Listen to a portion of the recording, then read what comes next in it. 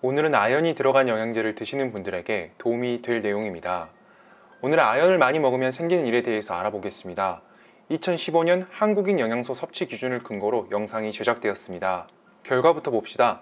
아연을 장기간 동안 필요 이상으로 복용할 경우 구리의 흡수 저해로 인해서 혈청 구리와 세롤로플라스민 농도가 감소하여 빈혈이 보고가 되었고, 하루에 300mg의 아연 보충제를 장기간 섭취했을 때는 고밀도 지단백 콜레스테롤 수준의 감소와 면역 기능이 손상되었습니다.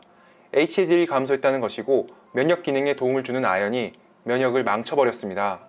예전 같았으면 아연의 과잉이 될 일은 거의 없고 부족만 있어서 면역력이 떨어지고 남성분들은 정력이 감소하는 등 문제가 많았었습니다. 다만 이런 고함량 비타민들이 나오고 나서 여러 가지 영양제들을 드시면서 문제가 생길 수가 있습니다. 특히 이런 비타민들 때문에 문제가 될 수 있습니다. 이런 고함량 비타민들을 드시는 건 정말 좋은 선택입니다. 하나로 여러 가지를 처리할 수 있으니까요.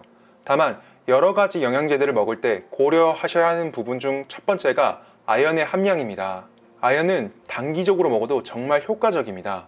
그래서 웬만한 영양제에 들어가 있습니다. 피로회복도 되고 면역 기능이 회복되고 정력에도 효과적입니다. 이외에도 무수하게 좋은 기능이 많습니다.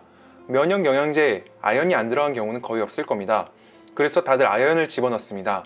영양제가 효과가 있어야 하니까요. 이런 식으로 면역을 검색하면 영양제 중에 아연이 들어간 제품이 굉장히 많습니다.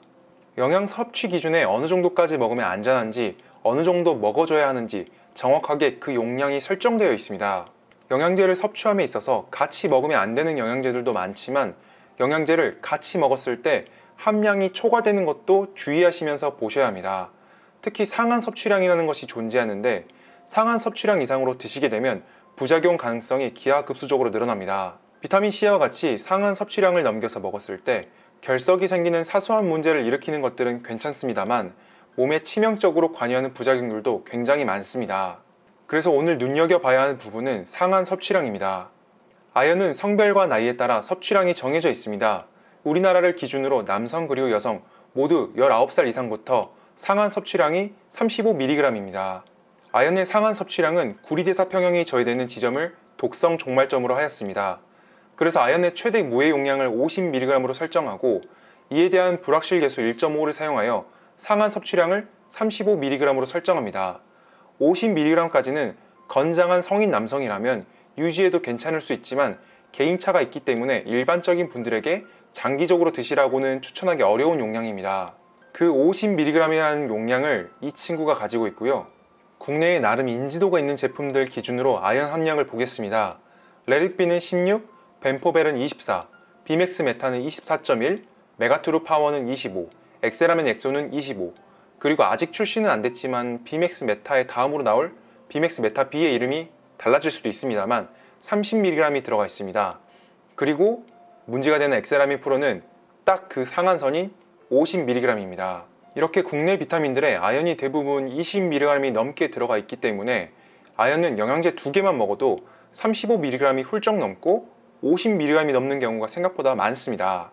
예를 들면 운동을 하시는 정말 건장한 남성분이 활성 비타민을 포함해서 정력이 좋은 영양제, 그리고 체력이 좋은 영양제 하나씩 조합해서 먹는다고 생각을 하면 보통은 이런 조합들이 추천사항에 나옵니다. 이런 것들에는 거의 아연이 다 포함되어 있습니다. 이러한 아연 영양제들을 오래 먹으면 구리결핍이 일어나고 빈혈이 일어나는데, 이렇게 건장한데 빈혈이 일어난다고 생각하기, 이걸 또 오래 먹으면 구리결핍이 일어나고 빈혈까지 일어나는데, 이렇게 건장한데 빈혈이 일어난다고 생각이 닿기까지가 굉장히 힘듭니다. 그럼 운동하시다가 위험하실 수도 있고요. 남성뿐만 아니라 건강을 챙기시는 여성분들도 이런 식으로 영양제 하나 추가하면 아연이 초과되고 빈혈이 오는데, 빈혈이 오니까 나는 철분제를 안 먹어서 그런가 보다, 멀쩡한데 철분제를 드십니다. 그러면 철분이 이미 몸에 충분한데 철분 독성이 또 나타나죠. 시작은 아연인데 아연에서 문제를 못 찾고 이상한 부분으로 계속 빠질 가능성이 있습니다. 간단하게 구리결핍이 빈혈로 나타난다고 설명드렸지만, 실제로 구리는 철의 이동은 기본으로 해서 항산화, 결합조직의 전자전달, 혈액 응고, 탈아미노와 색소 생성, 금속의 해독, 샤페론 등 정말 많은 부분에 관여합니다. 또한 구리는 신경 쪽에도 관여를 하는데 척수병, 말초신경병, 시신경병 등 다양한 신경학적 이상을 초래하기도 합니다.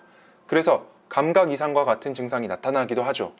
그래서 고함량 비타민제를 하나를 깔고 영양제 구성하는 건 정말 좋습니다만 이제 상황에 맞춰서 상한 섭취량을 고려하시는 게 좋습니다. 약국에서도 그리고 저한테 영양제 조합 질문을 많이 하시는데 그 중에서 가장 다빈도로 발견되는 것이 아연입니다. 영양제를 여러 개를 드신다면 꼭 아연의 함량을 체크하시고 드시는 게 좋습니다. 오늘은 아연을 많이 드셨을 때 나타나는 문제점들을 알아보았습니다. 영양제를 여러 가지 드실 때 정말 흔하게 나타나는 문제이므로 이 부분을 참고하셔서 아연을 적당하게 섭취하시는 게 좋습니다. 만약 아연이 고함량으로 꼭 필요한 경우라면 구리를 추가적으로 섭취하는 방식으로 부작용의 발현 가능성을 낮추는 식으로 하시면 좋습니다. 오늘 영상이 조금이라도 도움이 되셨으면 합니다. 감사합니다.